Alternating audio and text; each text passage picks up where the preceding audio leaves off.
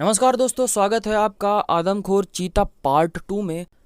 और दोस्तों इसे मैं अब 3 भागों में डिवाइड कर रहा हूं क्योंकि यह कहानी धीरे धीरे काफ़ी बड़ी होती जा रही है। तो इसका जो तीसरा भाग होगा वह आखिरी भाग होगा। आइए बढ़ते हैं दूसरे भाग की ओर। यही है आदमखोर चीते के 8वें शिकार का घर, चक्रम ने कहा। चक्रम ने सिर को झटक दिया और दरवाजे पर दस्तक दी। कौन? अंदर से आवाज़ आई। अकरम ने जवाब में दरवाज़ा थपथपा दिया। नमस्ते माताजी। दोनों ने हाथ जोड़े। वृद्ध महिला ने गमगीन निगाहों से दोनों की ओर देखा और अंदर आने का रास्ता दे दिया। सुरेश भैया कहाँ हैं? चक्रम ने पूछा। वृद्ध महिला की आंखों में आंसू तैर गए। तभी अंदर से चक्रम अकरम की हम उम्र का ही एक लड़का निकला। उसने वह सुन लिया था जो चक्रम ने पूछा था। आते ही बोला, भैया को तो आदमखोर चीता निगल गया, अब वो नहीं रहे। ओह, यह कैसे हुआ?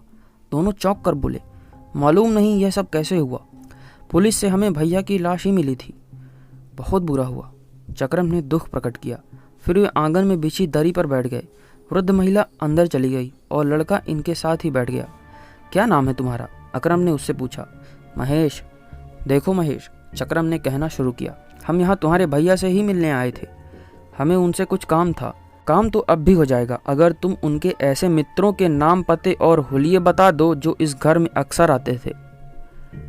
2 ही ऐसे आदमी हैं, बाकी तो आस पड़ोस के बचपन के दोस्त थे उनके।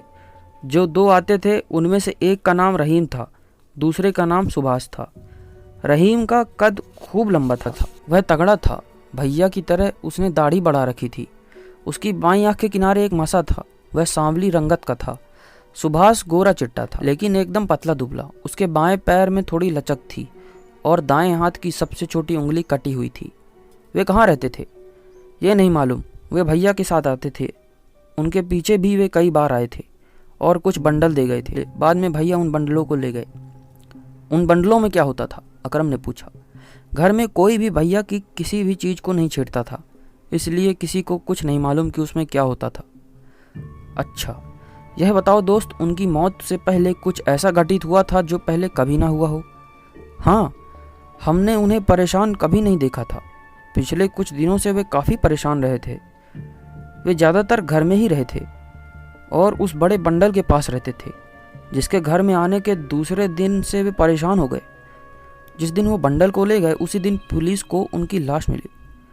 इस बीच कोई आया था? हाँ, सुभाष और रहीम हर रोज़ आते थे। वे काफ़ी देर रुक कर जाते थे।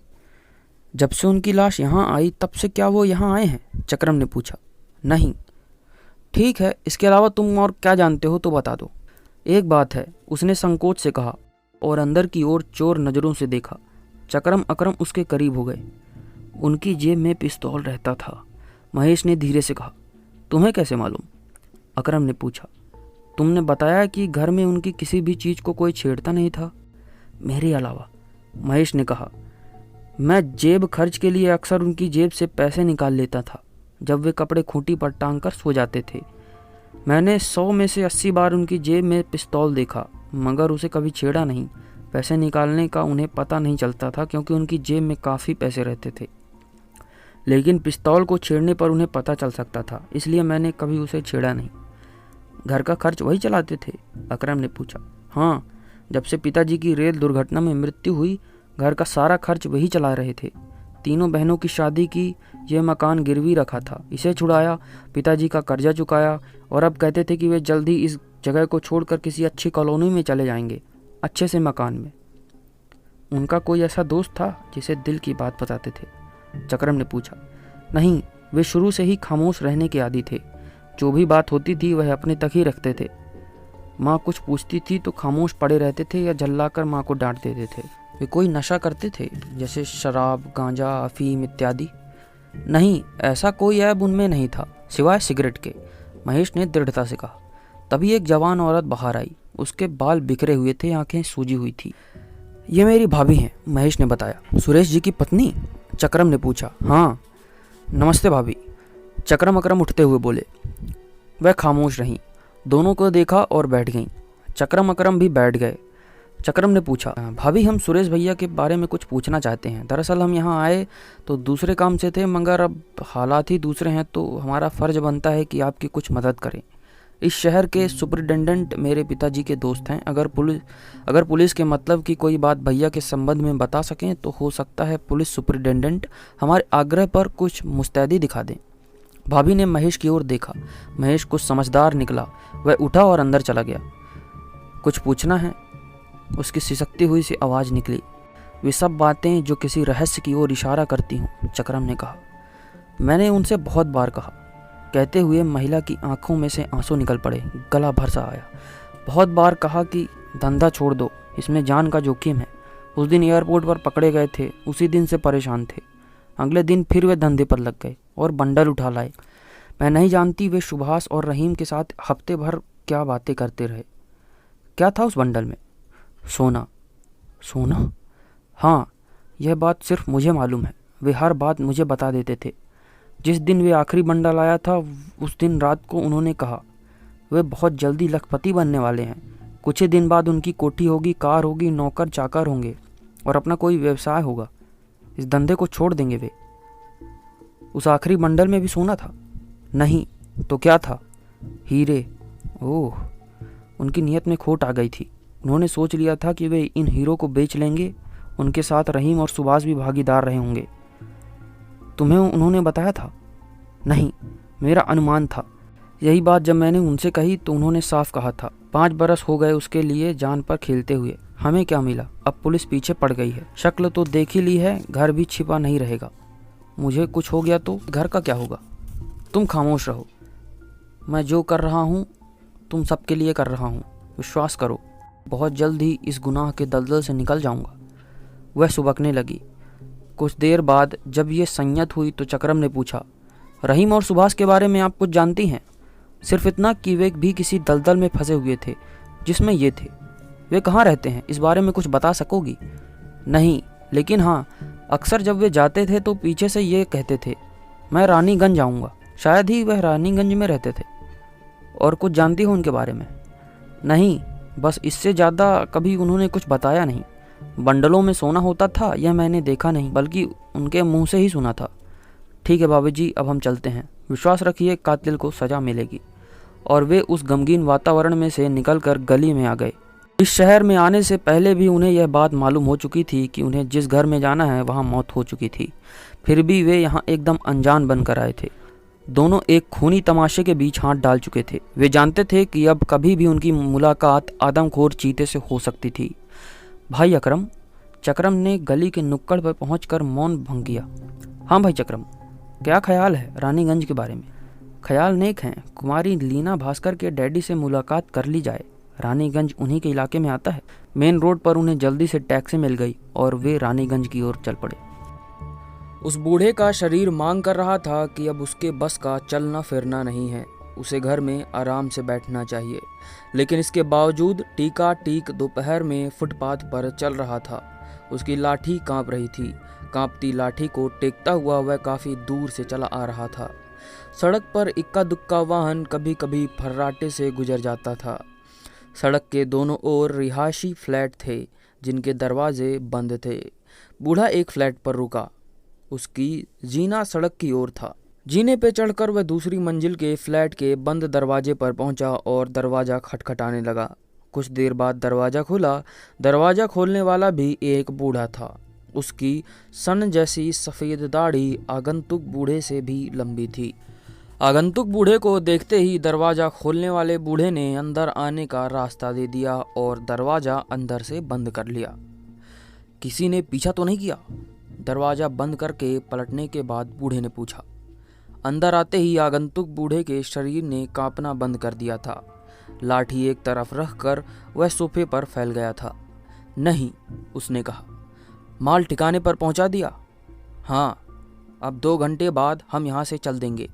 इससे ज़्यादा देर रुकने का मतलब है हमारा भी वही हाल होना है जो सुरेश का हुआ है, आगंतुक बूढ़े ने कहा और सिगरेट केस निकालकर एक सिगरेट सुलगा लिया। रोजी ने क्या कहा? उसने पूछा। कहती है उसका हिस्सा हम अमेरिका पहुंचने के बाद यहाँ भेज दें। फिलहाल वह हमारी मदद कर सकती है। 2 घंटे बाद वह कार लेकर यहाँ आएगी और हमें प्रतापगढ़ पहुँचा देगी। इस बीच दूसरे रास्ते से रोजी का आदमी हमारा माल ठिकाने पर पहुँचा देगा। कहने के साथ ही बूढ़े ने अपनी दाढ़ी उतार दी। ये सुभाष था। मुश्किल से 30 वर्ष की उम्र का सुभाष अब तक 100 वर्ष के बूढ़े का रोल कर रहा था। और दूसरा बूढ़ा जिसने दरवाज़ा खोला था, यह था रहीम। जिस माल के प्रतापगढ़ पहुंचने की बात यह आपस में कर रहे थे, वह माल वही बंडल था जो सुरेश के घर पर था, जिसे वह सुभाष को दे गया था। तीनों ने योजना बनाई थी कि बंडल में रखे 2 करोड़ के हीरों को बेच देंगे और अपने बॉस से कह देंगे माल पकड़ा गया।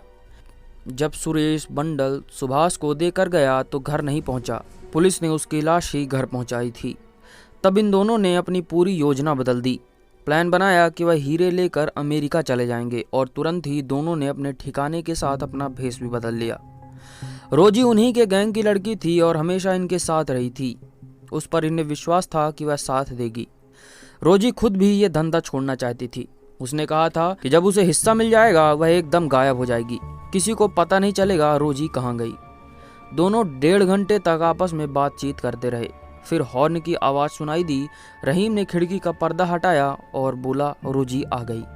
सुभाष ने फटाफट दाढ़ी चिपकाई। 2 मिनट बाद वे सड़क पर थे जहां रोजी अपनी कार के साथ मौजूद थी। दोनों के कार में बैठते ही रोजी ने कार स्टार्ट कर दी और सड़क पर दौड़ा दी। रहीम अमेरिका पहुंचते ही अपनी और सुभाष की कुशलता की सूचना देना, रोजी ने कहा। यह भी कोई कहने की बात है रोजी? कार तेज रफ्तार से सड़क को रौंदती हुई उड़ी जा रही थी। अंदर सन्नाटा था। प्रत्येक अपने स्थान पर कुछ न कुछ सोच रहा था। रोजी विंडस्क्रीन से सड़क को देख रही थी, लेकिन वह सोच रही थी कि क्या सचमुच वह इस दलदल से निकल जाएगी, जिससे छुटकारा पाने वाले हमेशा आदमखोर चीते का शिकार बन जाते हैं। आदमखोर चीते का ख्याल आते ही रोजी के शरीर में जोरजोरी से दौड़ गई। तभी एक झटके से उसे कार रोक देनी पड़ी।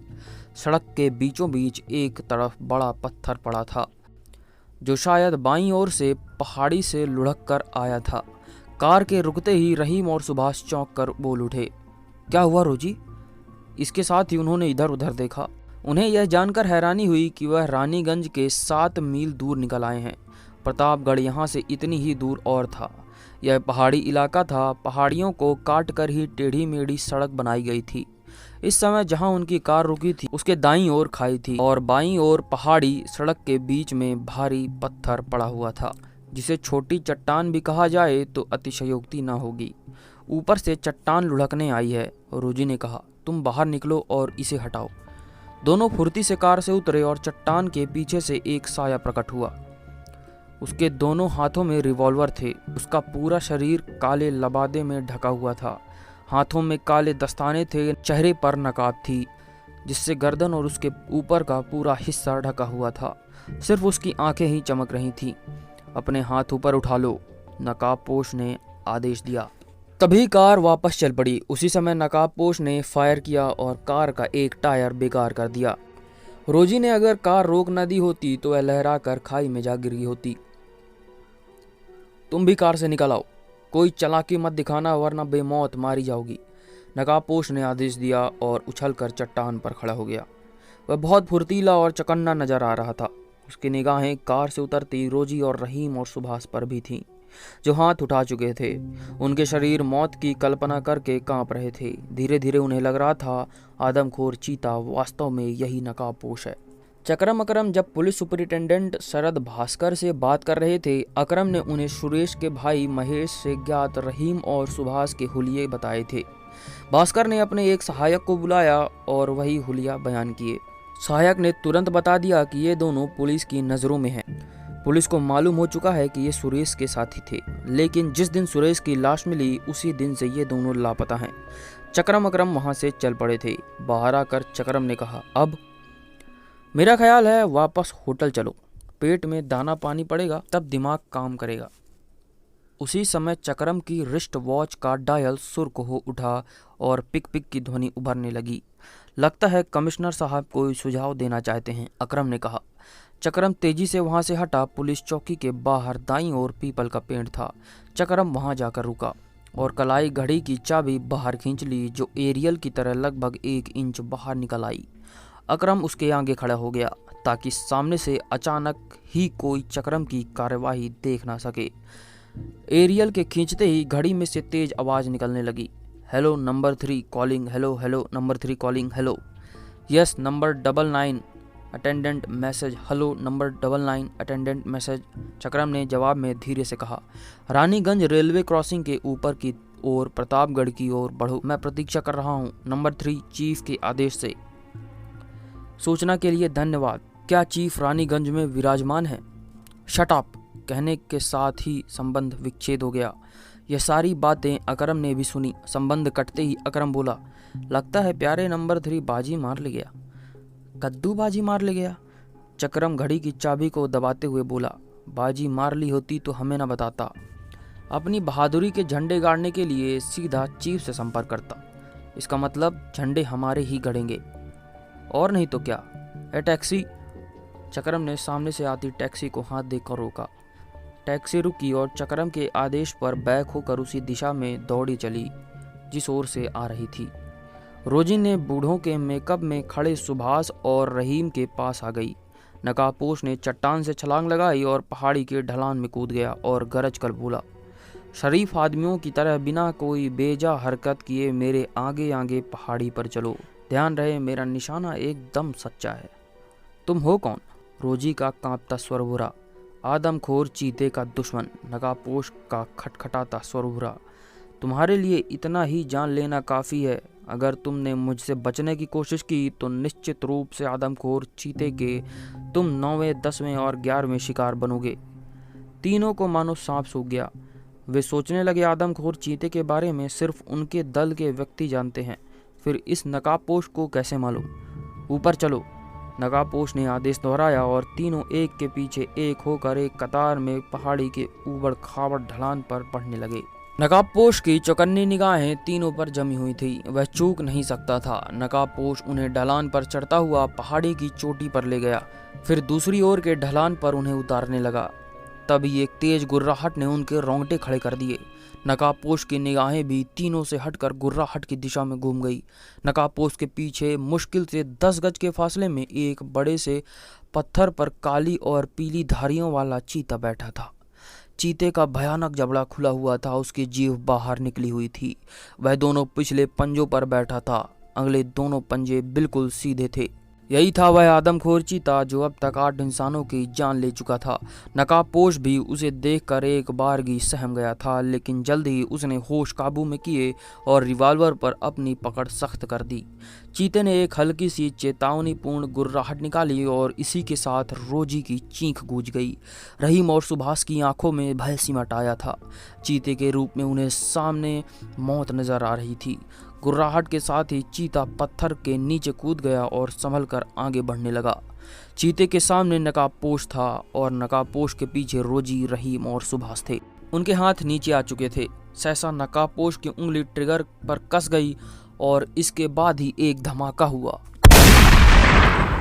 धमाके से एक क्षण पहले ही चीता हवा में उछल गया था। उसका उछला हुआ शरीर नकाबपोश की ओर झपटा, लेकिन इससे पहले कि चीता का उठा हुआ दायां पंजा नकाबपोश के गाल पर पड़ता, नकाबपोश ने दाईं ओर छलांग लगा दी और ढलान पर लुढ़कता हुआ काफी नीचे जाकर रुका।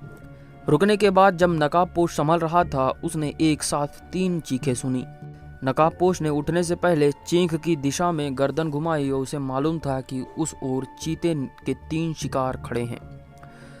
उसने देखा चीता रोजी के ऊपर सवार है। उसका पंजा रोजी के खूबसूरत चेहरे को बिगाड़ चुका है और रहीम और सुभाष ढलान की ओर भागे जा रहे हैं। नकाबपोश के हाथ में रिवॉल्वर अभी भी मौजूद था। उसने रिवॉल्वर सीधा किया और ट्रिगर दबा दिया। एक धमाका हुआ, लेकिन धमाके से पहले ही चीता छलांग लगाकर ढलान पर चढ़ने लगा था, उस ओर जिस ओर सुभाष और रहीम भागे जा रहे थे। नकाबपोश फुर्ती से उठा, चीते के पीछे बंदर जैसी छलांगे लगाता हुआ दौड़ पड़ा। पहाड़ी की चोटी पर पहुंचकर सुभाष और रहीम पलटे और अब उनके हाथों में भी रिवॉल्वर थे।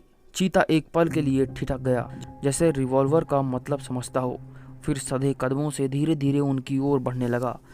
नकाबपोश ने जल्दी से अपने आप को सुभाष और रहीम के रिवॉल्वर की लाइन में से हटाया ताकि उनकी गोली चीते को ना लगे तो उसे भी ना लगे।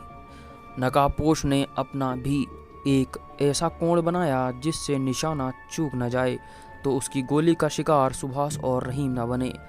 पहला फायर नकाबपोश ने किया और अब उसे मानना पड़ा कि चीता पूर्णतया एक मनुष्य का दिमाग रखता है।